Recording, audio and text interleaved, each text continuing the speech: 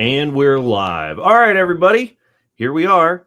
Happy Friday. I hope everybody's staying dry. That hurricane is no joke. That hurricane is the real deal. I was watching the live stream last night.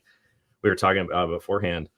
That's a pretty strong storm. So you had to fly yesterday, right, Scott? You were getting delays and you were in the Midwest. Yeah, that's right. I was flying in from Chicago back to Huntsville, and man, it was a rough ride in. We had sat on a tarmac for about an hour in Chicago waiting, but we got home. But it was a rough ride in.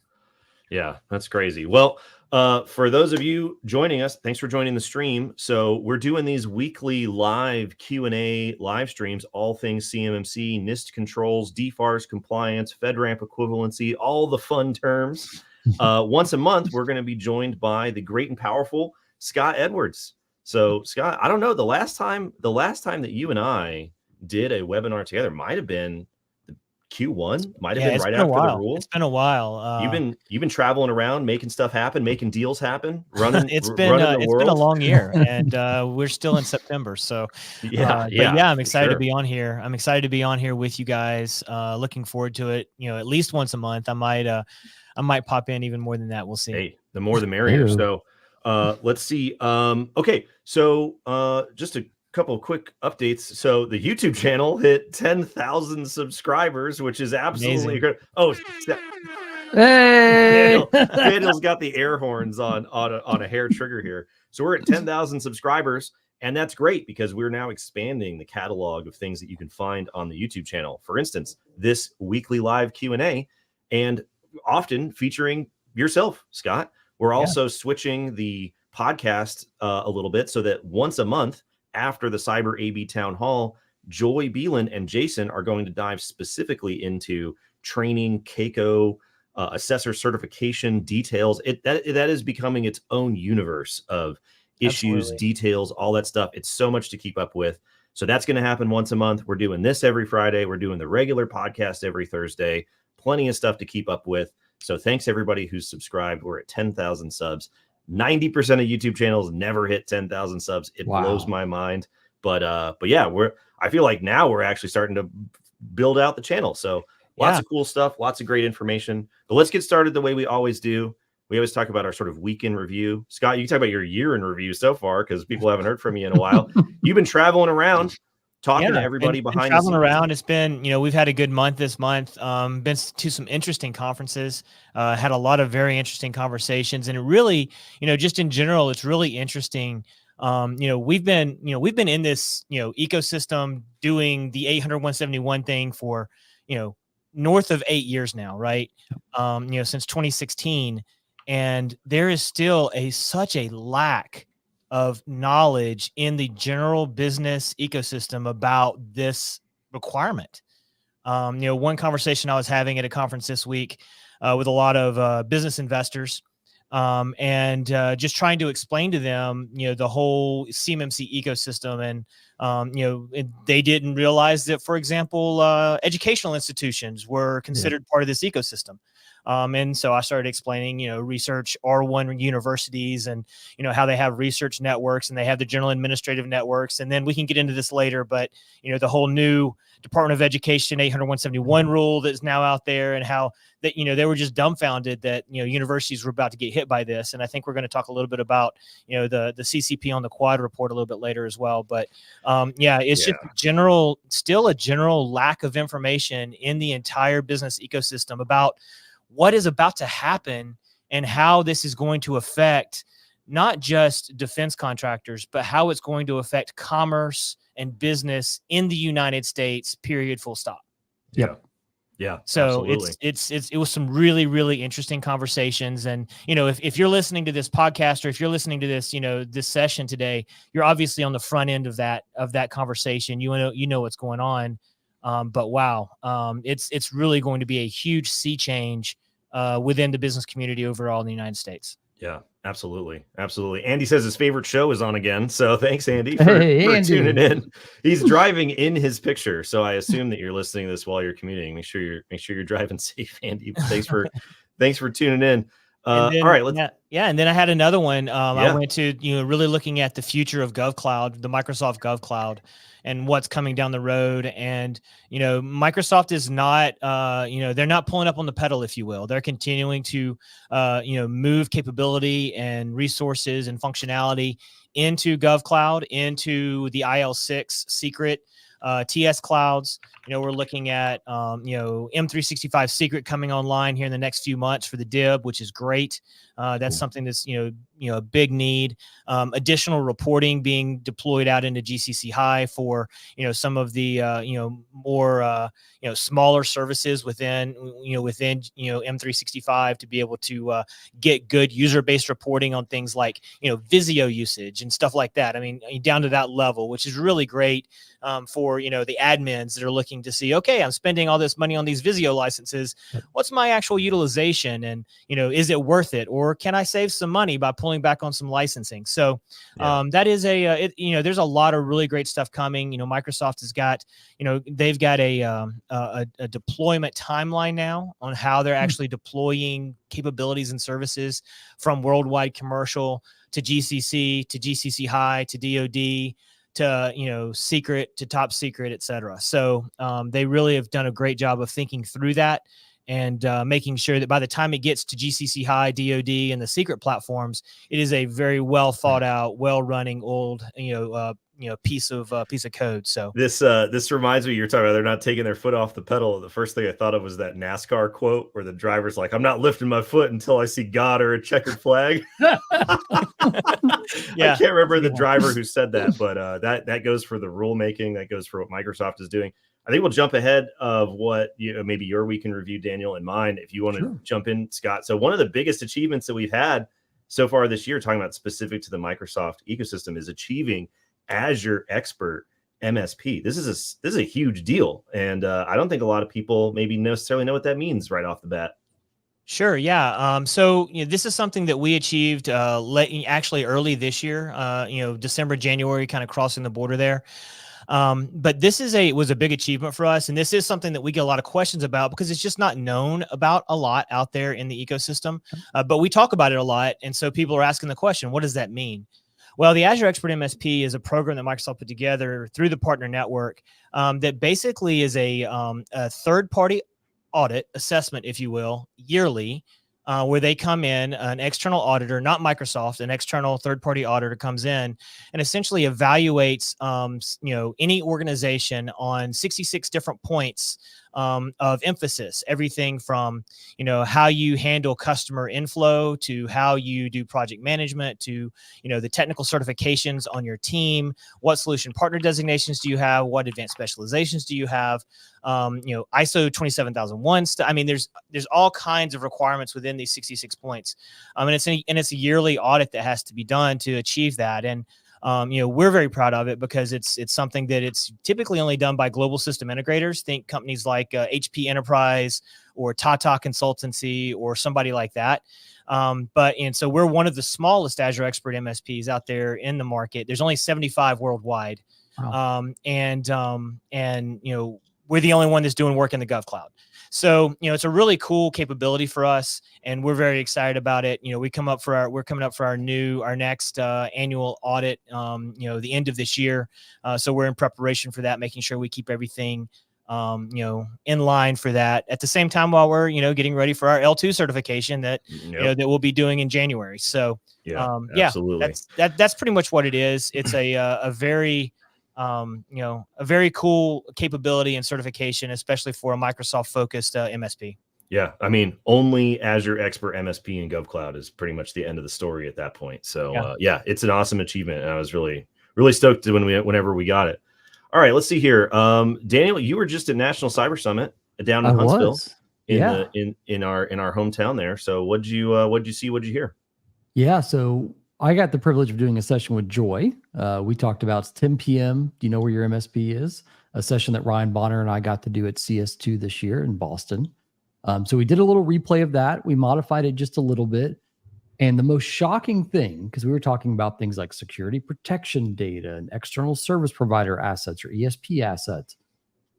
But the look on everyone's faces when we talked about ITAR was something that has been around the longest and that they did not have a firm understanding around. So like for those of you that run MSPs or use MSPs, a lot of them, in order to maintain 24/7 services, guess what? They've got to outsource that.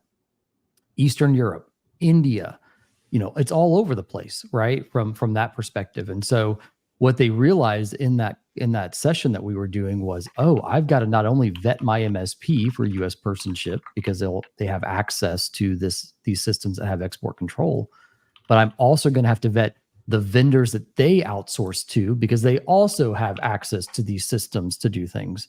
Mm-hmm. And so at the end of the session, multiple people coming up to me basically saying like, wait a second, like you're saying that this whole thing, like if I'm giving people access that are non-US persons is an active violation? It's like, yeah. And there you could see them like taking a bunch of notes and like running out the room, right? And so it's like, okay, like just for situational awareness, everybody, there are export control requirements above and beyond CMMC. Just make sure that you're doing appropriate vetting when you're vetting service providers from a staffing and an outsourcing perspective. And specifically to that point, RTX, right? I mean, they just had a consent agreement, specifically around ITAR export control. Consent agreement, $300 million fine.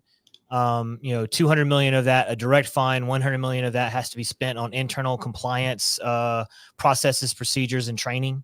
So it is ITAR is no joke. You do not mess with that. Boeing got hit for 50 million back in February, I think. And, FLIR has been hit in the past. Yeah. There's all kinds of companies that have been hit in the past, and they are significant fines. Sure. Absolutely. And like we've talked about before, CMMC, CMMC has its wrinkles, but more than anything, CMMC has exposed a lot of these non-compliance issues that are not directly a CMMC thing. Like it's like mishandling ITAR is clearly been going on systemically for a long time, and it wasn't until CMMC came in here and was like, what the heck's going on in here, that everybody was like, oh man, this is not a good situation. So and the ITAR, by law, ITAR is not just necessarily specific, fine based.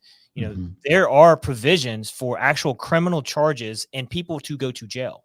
It does not happen often, but the provisions are there to make that happen. Yeah. As Ryan says, Ryan Bonner, he's like, I need to have whoever has to write the check or wear orange in the room when we talk about this stuff, because those are the two people that it's going to impact directly. Yeah, that's right. Absolutely. Well, talking about deemed exports and moving data around in the cloud, I think, Daniel, you can bring this up if you got it up on your screen. Oh, we'll go to this one. So Microsoft put out a blog. Spicy meatball alert. I don't know if we got a sound drop for I don't have a spicy meatball. Yeah. But yeah, so Microsoft published a blog updating their various cloud enclaves, and their update is that now 365 commercial is no longer FedRAMP moderate equivalent. It's not FedRAMP. It's not FedRAMP equivalent. So long story short, if you are putting controlled data into commercial cloud solutions, you are wrong. You are wrong. Let me bring this up for you, Daniel, if you guys want to talk about the implications here. Yeah. So the interesting thing is when you look at the blog that was written by Richard Wakeman, which we're all a huge fan of Richard, if you're watching, the reason that this was dropped was also due to the DOD memo back in January. And so they could no longer meet the equivalency standards. And so they said, you know what, we're going to officially drop it, which in reality is actually a really good thing. I can't tell you, and Scott, you and I have had these conversations for years, but commercials FedRAMP, why can't I be compliant inside of that? And then you've got to explain the DFARS C through G and incident response and all that stuff.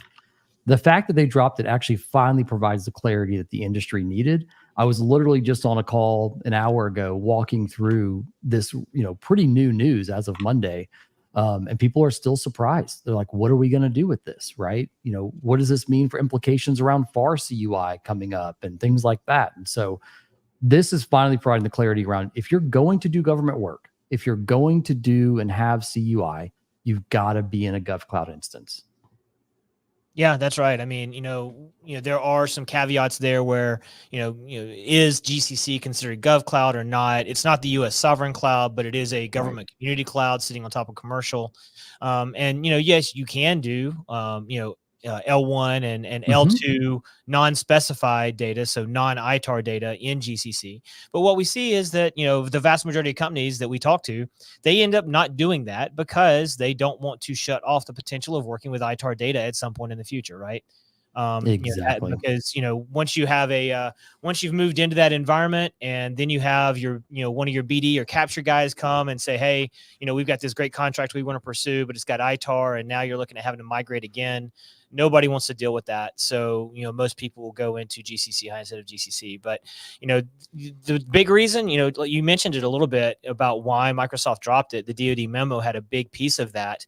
I think it also helped add some clarity to this overall, cloud story. That it is specifically built for commercial data, not for government data. And so I think that, that helps add some clarity to the story. And then also one of the comments that I heard from Microsoft was that they no longer wanted to have to maintain the body of evidence for the worldwide cloud to meet the FedRAMP requirement, because that takes that's expensive, right?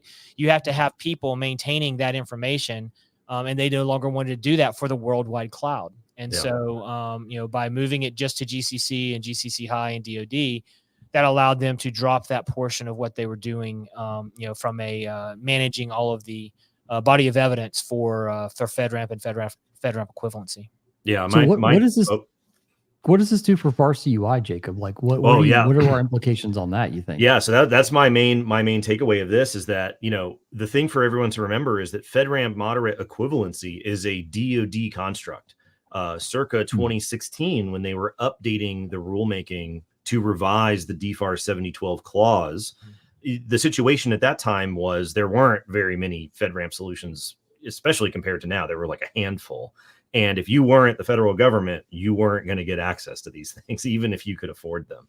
And so they said, well, listen, when we put our data, the DoD here, when the government puts our data in the cloud, it has to be FedRAMP.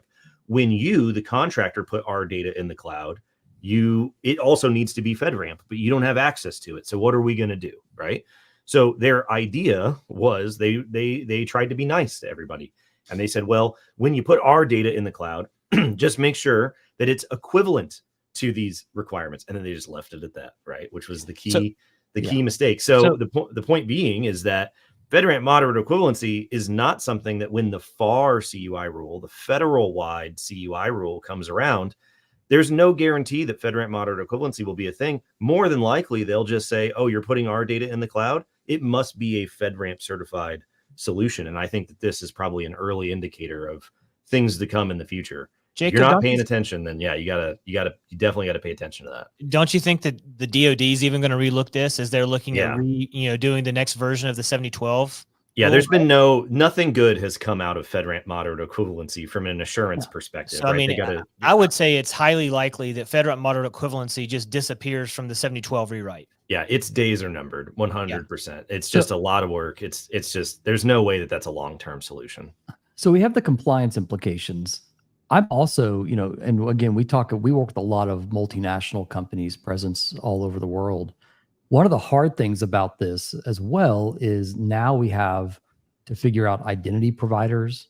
We have to even do a deeper dive in data flow that hasn't maybe been done historically, and representing a unified business, right? Because the GCC and GCC High Cloud, they're not having multi-geo capabilities for multiple data sovereign regions. Yeah. And so now when you're starting to peel back this onion and looking to, honestly, from a tech stack perspective, potentially divide your business significantly, 15, 20% of your users in a completely different cloud platform, like there's a lot of engineering and architectural work that you have to do to get behind that. That's the only kind of major downside here that's technically always been there.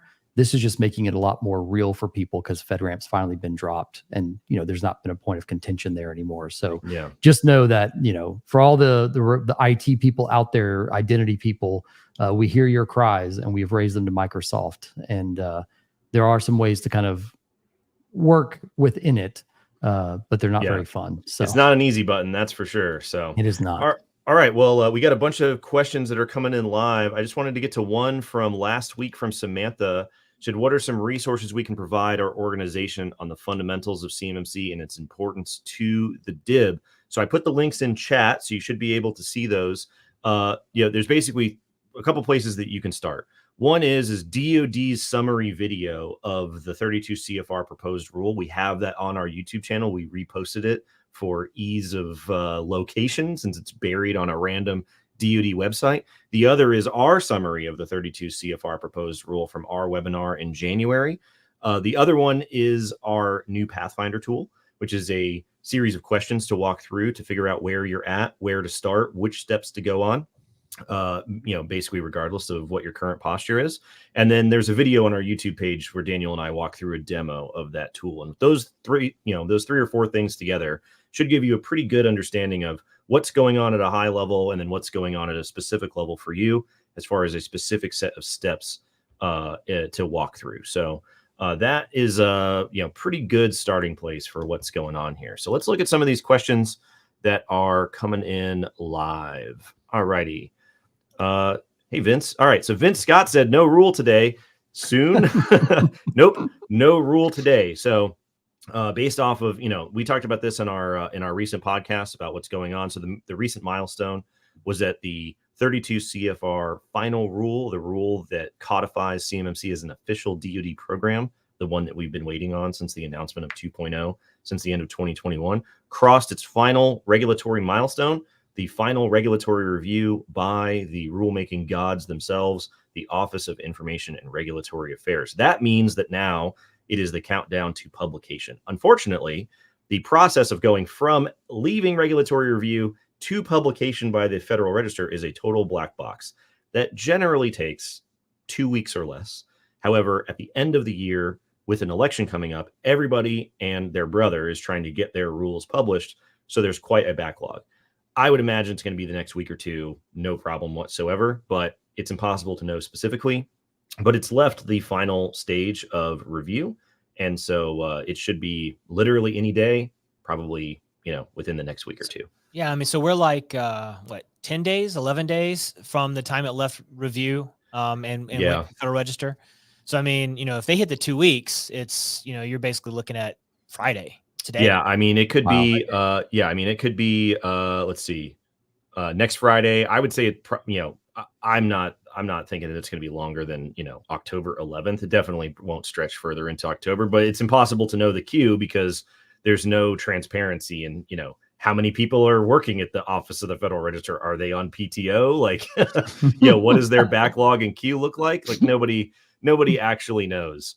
Let's see here. Felix said, congrats on your Azure Expert MSP. Hey, thanks, Felix. Thank you, Felix. Somebody on LinkedIn said, my Federal Register refresh trigger finger is getting fatigued. You just got a little.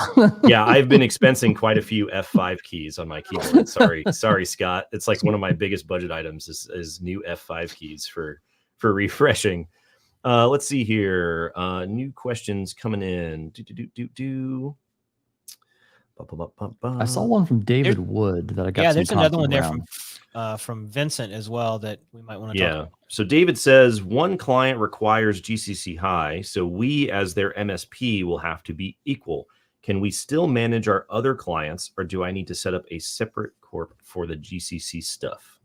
So we actually did a webinar on this. Can my MSP do CMMC a little while ago? Yeah. And I'm pulling up some slides from there, Jacob, if you want to share those. There you go. And, big acronym in this slide is represented as, your client. We support IT is considered the MSP here. And there are several questions being asked, right? Because a lot of things that have to be considered is data flow around this. Now, the data flow has changed from a definition of just CUI to something called security protection data. And so, yes, can you manage your clients, CMMC clients in a different platform? Absolutely. Chances are you're going to have a completely different tech stack for your CMMC clients and not necessarily just the Microsoft GovCloud. Yes. So when we're looking at security protection data, this is log or configuration information is the clarity that the DoD has given us very loosely there. So I popped up a bunch of logos that traditional MSPs use. And this is going to have to make sure that these are FedRAMP if they're cloud providers for security protection data.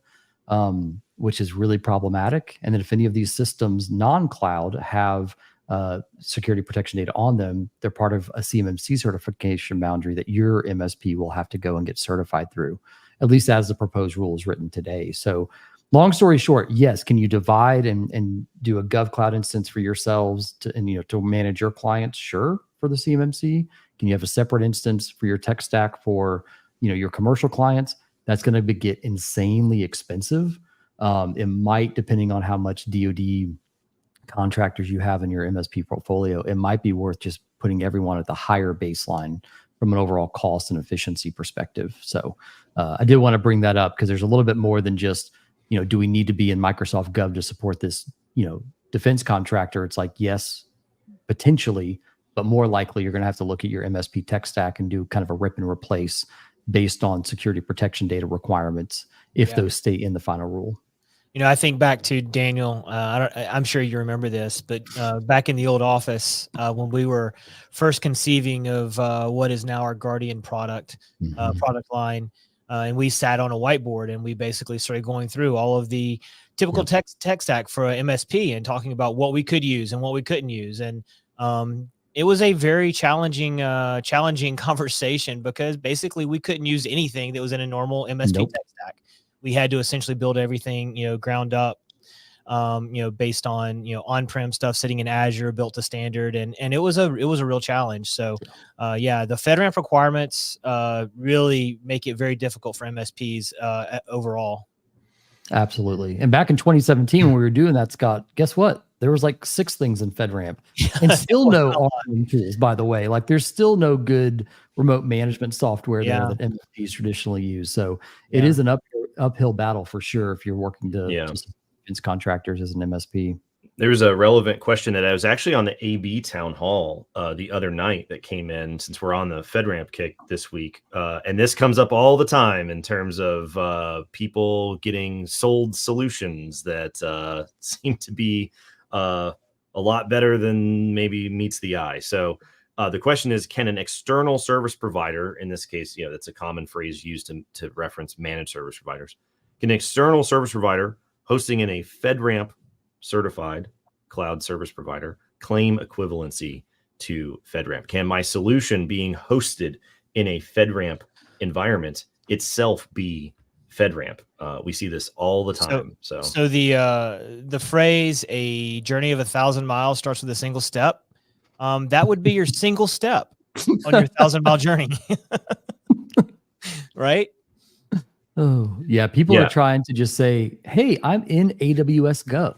Yep, I'm in Azure Gov.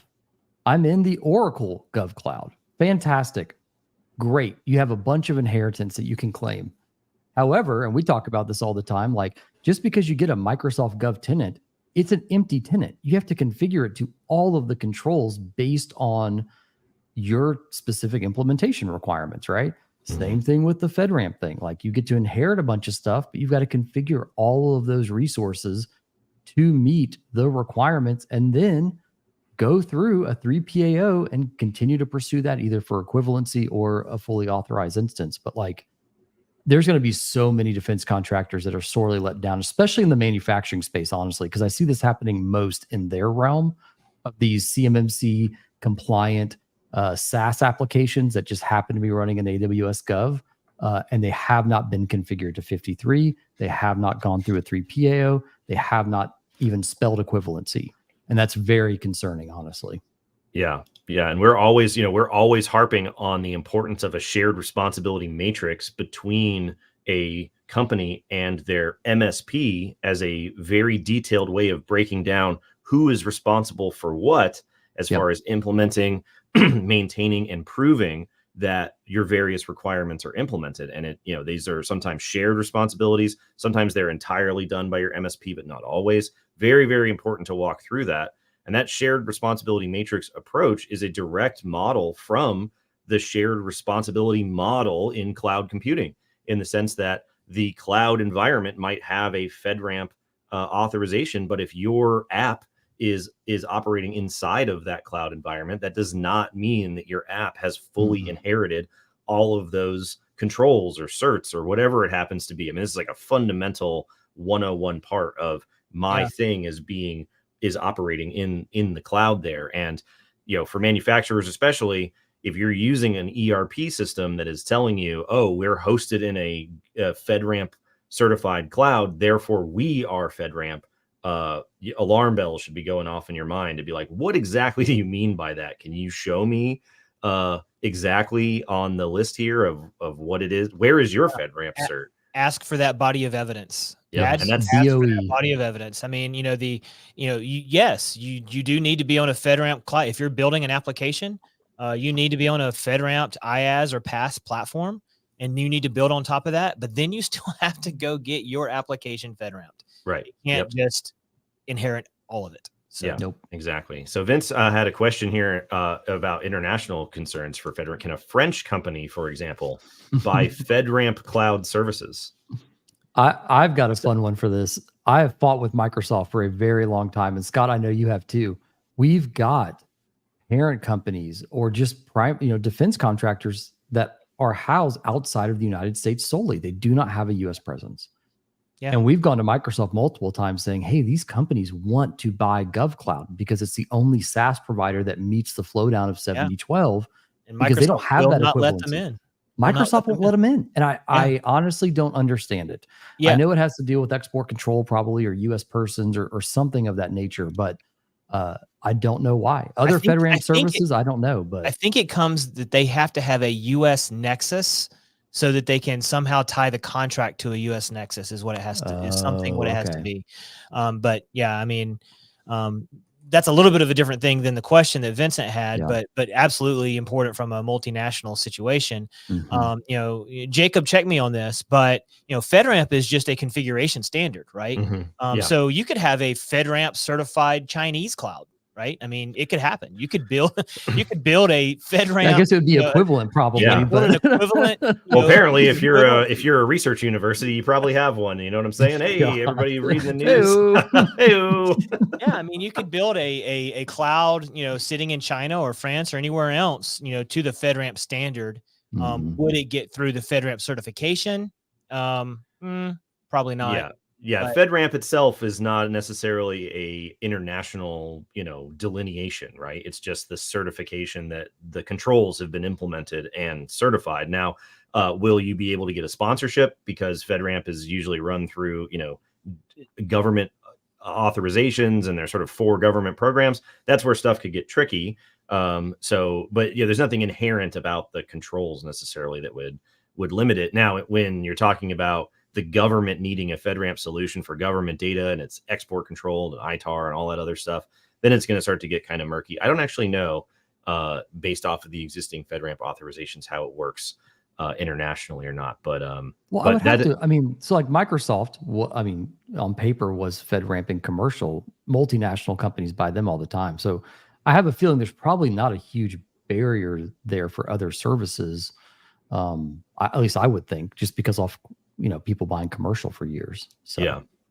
So let's see. From last week, Samantha had a multi-part question. So this is the other part of her question from last week. So what is the best way to ensure company-wide awareness of CMMC, specifically for individuals and departments not directly involved in the technical implementation of NIST requirements? This is a classic question. Yeah. How do you raise awareness? How do you get buy-in at the leadership level outside of just the IT teams that know what's going on? So the first thing that I would say to that question is really just a comment on the question itself. CMMC is not a technical problem. See, the hardest part of CMMC is not the technical implementation.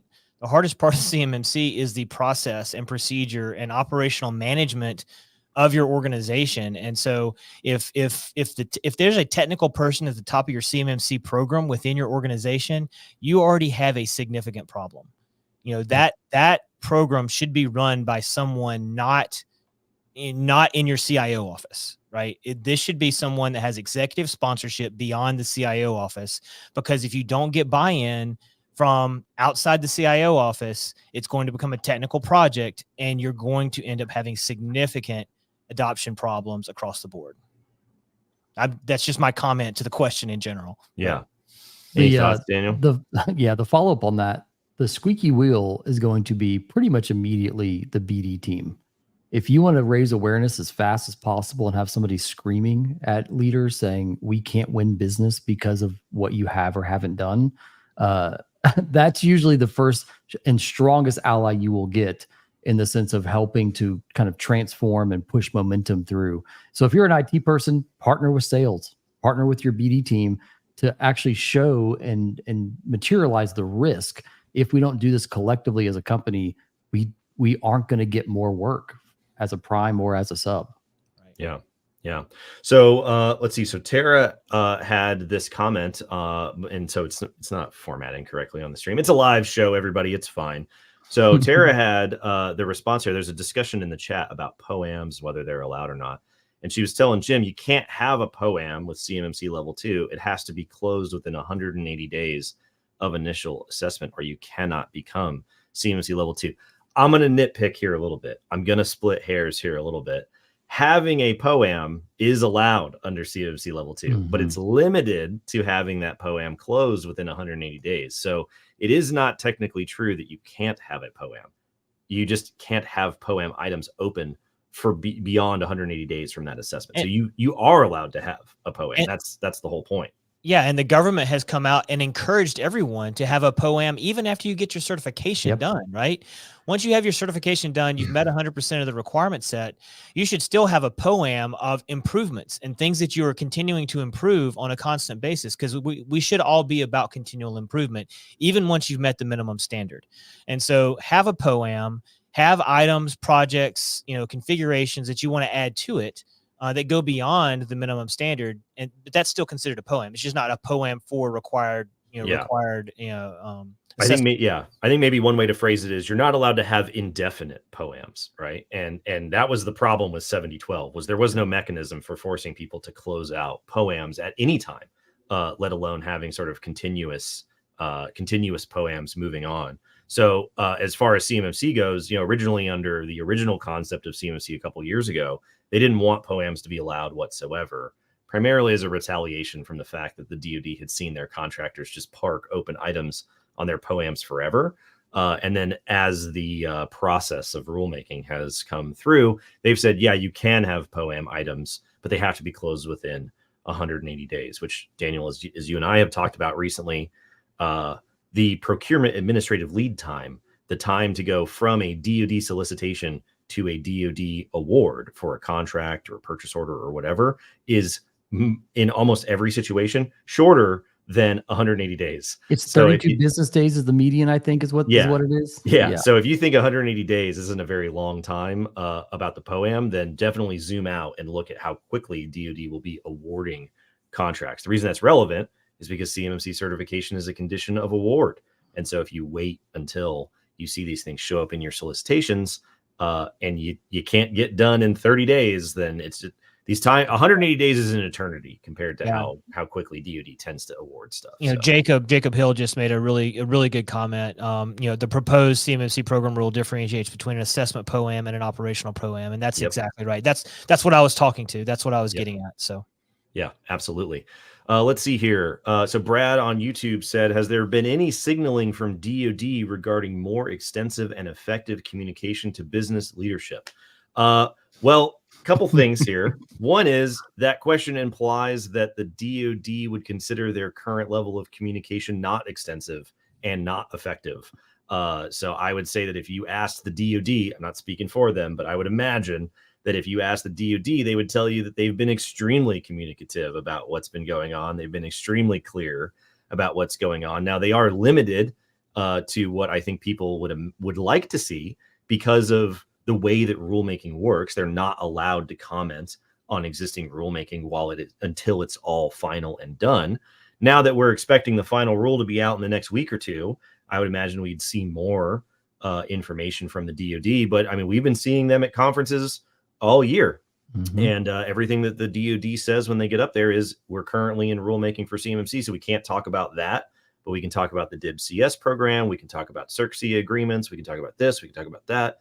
We talk about all these other things that we have going on. And they basically say, yep, we're still doing rulemaking, just like we told you when the proposed rule was published at the end of December of last year. So as far as signaling more extensive and effective communication, I don't think that they think that there's a problem here. They believe that they are doing everything in their power to make sure that people are aware. It has been several years at this point where they have said, this is the plan, this is what we're doing. Just as another quick note, the way that rulemaking is supposed to work is you only hear from them when they publish the rule, and you only hear back from them when they publish the final rule with their official responses to public comments.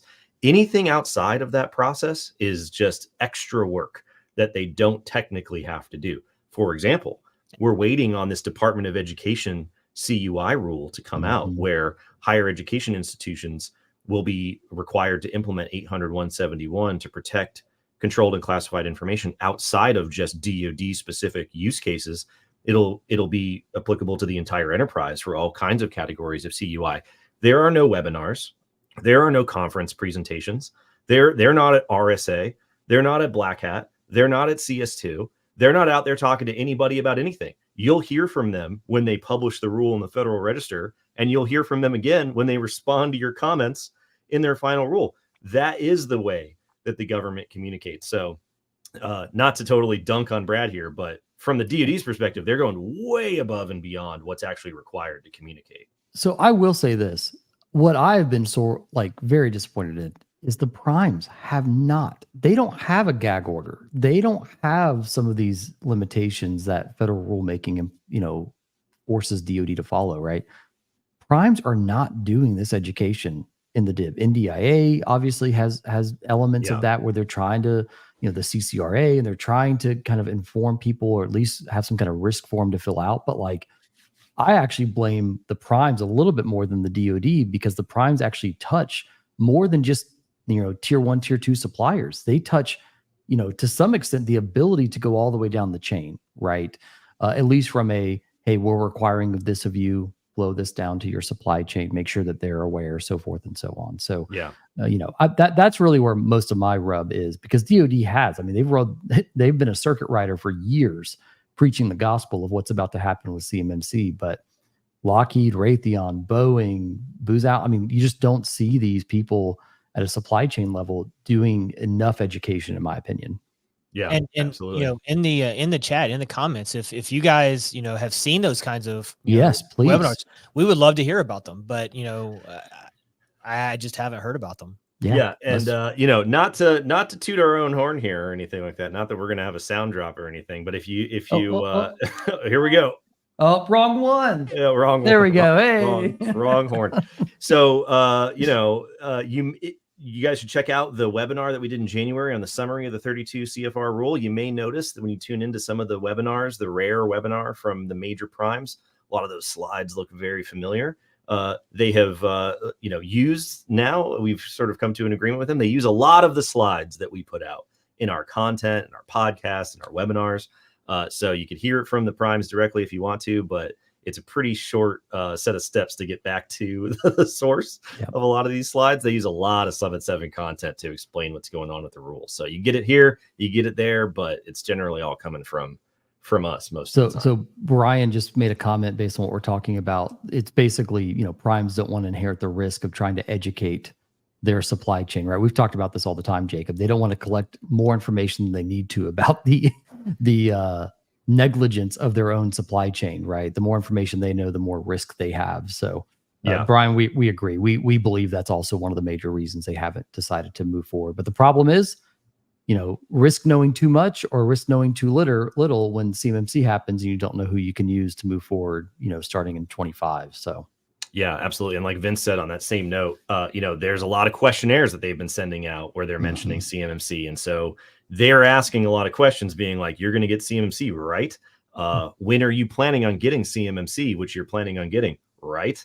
And that's pretty much the extent for the majority of people out there. What we've heard from our friends at the primes is that they're not really all that concerned about their most critical suppliers because they've already reached out to those that they've deemed absolutely critical with money, with resources, with enclaves, with prime furnished equipment, if you will. And they've taken care of those folks that they've deemed most critical.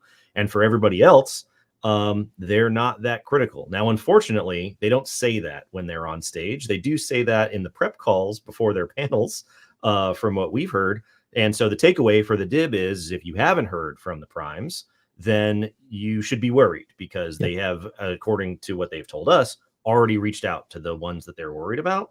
So if you think that maybe they missed you on their list, you should definitely give them a call because every time we talk to them, they are not concerned.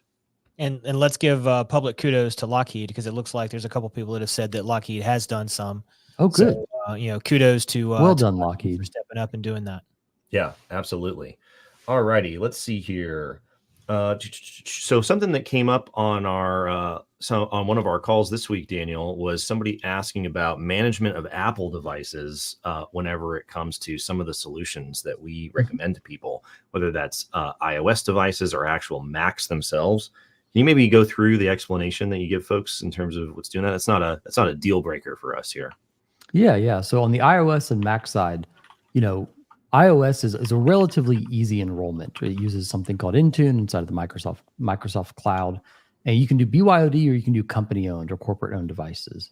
Now, BYOD, you can containerize the applications. It is enough to check the box on CMMC, so you can prevent copy and pasting. You can have policies to prevent screen capture, and by policy, I mean written policy.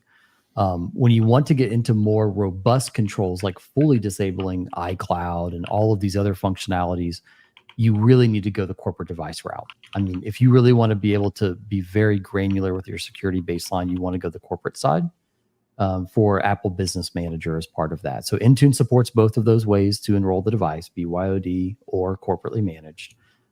There are some regulations out there. I don't know if they're in effect or not, but like in California, for example, you can't force an employee to do BYOD on their phone. You have to provide them a device, right? So we see a lot of people, starting to just go the corporate device route in all honesty, just from a general risk perspective and other state-based legislation going on.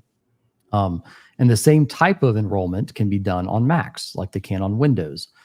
There are more functionalities coming on the Mac and Intune side. I know it's available in commercial now with kind of the direct join equivalent, and that's coming into the GovCloud hopefully in the next few months.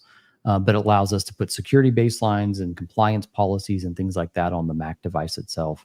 It doesn't allow for things like application allow or deny listing, right? We can do that with App Locker inside of Windows. Mac doesn't have that equivalent, at least manageable through Intune. And so there are certain things that you need to look at to supplement a couple of extra products, like Threat Locker is one that we recommend. I believe that they're en route to FedRAMP, because that will have security protection data this year. Yeah. And so, there are some supplemental things you'll have to do either from a written policy perspective or additional technical solutions on a Mac device itself. Multi-factor is another one. Windows Hello for Business works on Windows Hello for Windows systems. It does not work on Mac. So using another third party like Duo is another good option, right? Duo has a FedRAMP version of their solution called Duo Federal. So yeah, long story short, we can manage them. You can manage BYOD on the mobile platform. You have to manage corporately owned on the physical laptop, desktop, MacBook Pro area. But yeah, that's really good to know that you can do both of those. Yeah, absolutely. So one of the other things that we heard on a call this week that was specific to manufacturing environments, something that I remember hearing about all the time, even when I was back at the NIST MEP program, was sometimes people will try to use VDI style solutions. It's very, very common that people will say, we want the VDI easy button, as you refer to it sometimes. And they end up dealing with what you call swivel seat solutions. And that has some distinct drawbacks. Do you want to maybe talk about what is a swivel seat solution? How do people end up in this bizarre circus of needing to spin around to do their job? Yeah. So I'll actually show a picture here. Let me pull it up. Give me 1 second. Just so people can at least put a little visual to it here. Yeah. And I mean, we've seen this in terms of people, we tell people all the time, sometimes, enclave style solutions are a great way to get started, but they aren't necessarily sustainable long-term, depending on the nature of your business, especially in a manufacturing environment. And they're typically, long-term more expensive as well. I mean, they are because of that swivel seat management, et cetera. Yep. Yeah. Let's see.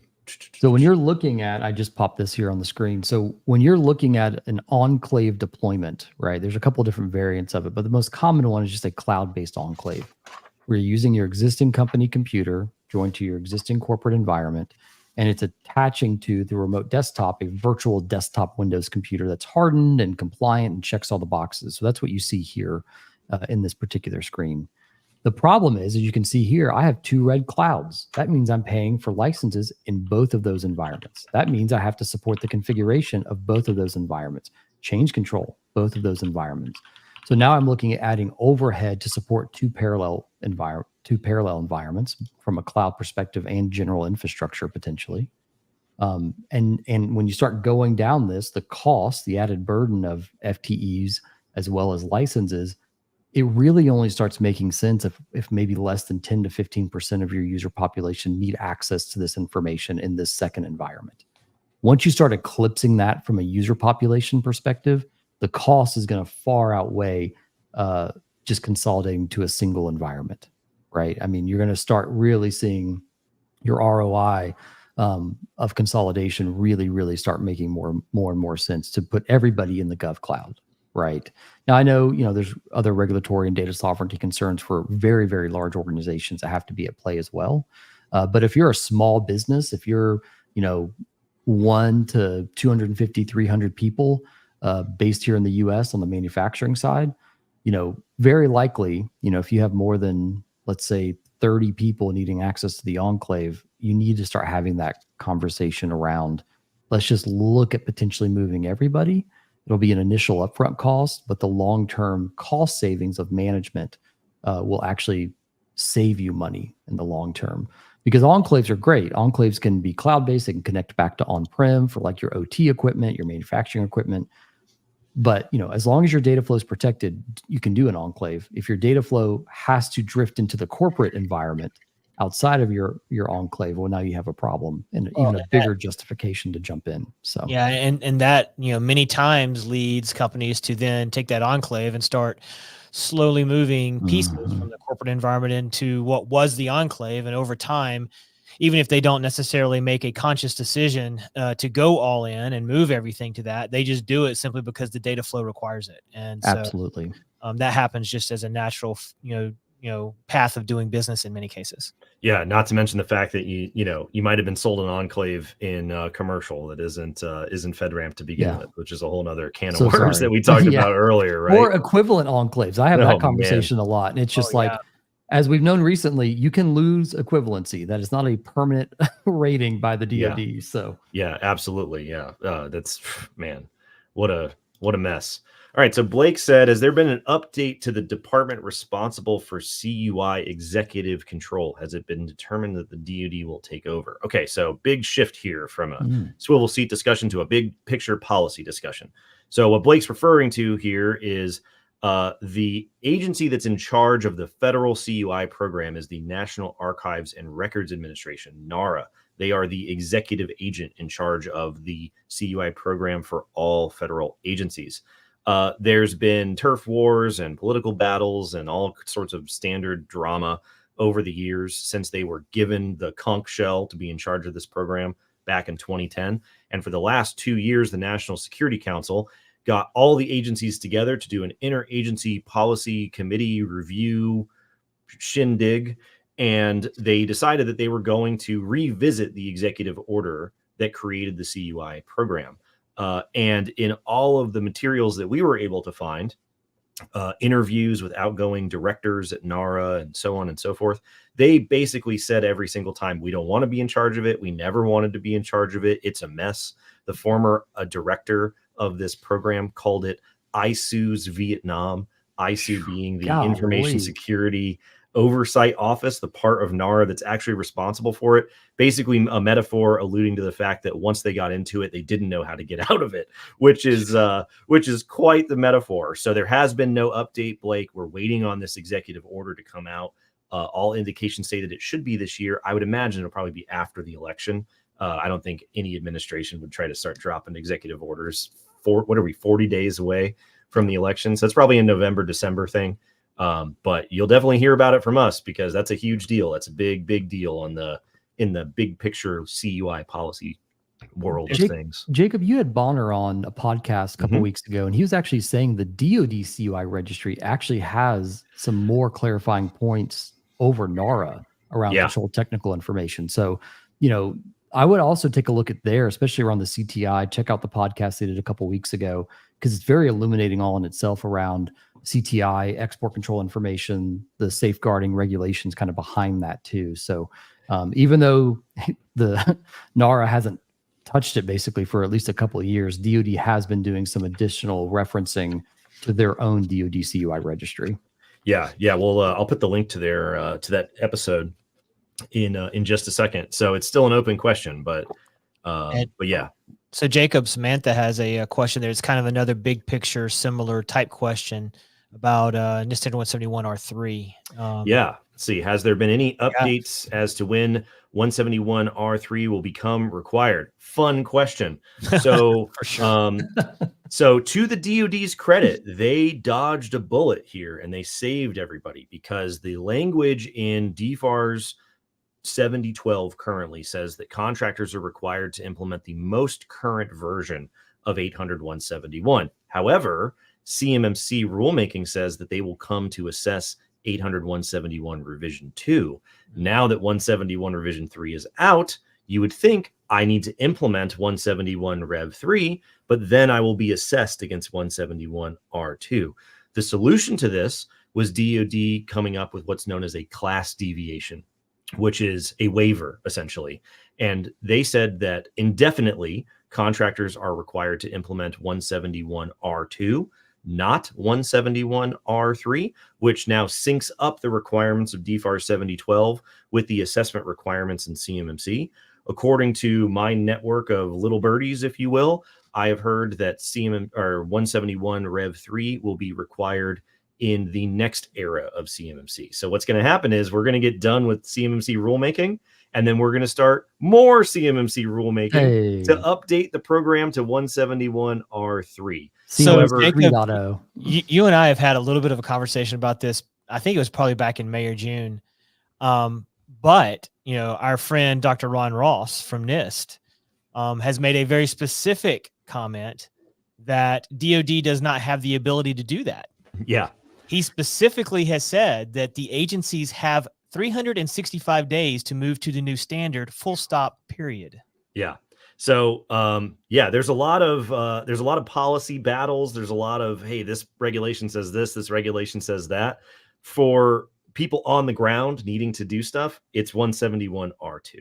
Right. I have had some conversations with some highly motivated folks who know what's going on, and they have made the decision to implement R3 in order to future-proof their implementation, solution, documentation, and so forth, because they feel like it's easy enough to manage backwards to the 171 R2 standard, and they just want to go ahead and do it.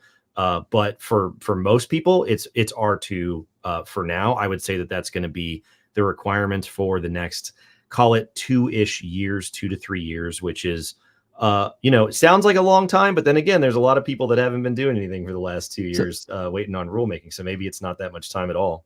So I have to ask, FARS UI comes out. Is it going to be Rev 3? I mean, are we going to have a Rev 2, here's the CMMC and a Rev 3 FARS CUI that supersedes? And then does FARS CUI override the DoD? I mean, right. What are we going to do? Here's another spicy meatball that we don't have an answer to. 171 R3 is the standard, not 171 R2.